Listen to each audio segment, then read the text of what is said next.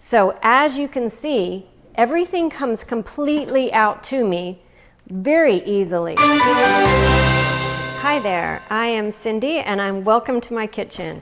I'm going to show you a couple of things that I have done recently to really help declutter my space and declutter my mind.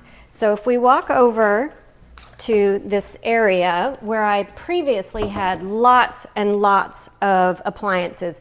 I really like to cook a lot, and it was always a difficult thing for me to be able to pick out where all of my items were because I had them everywhere around my kitchen. So now what we have done is created an appliance garage. So as you can see, everything comes completely out to me very easily. So all of my appliances are now in this one area.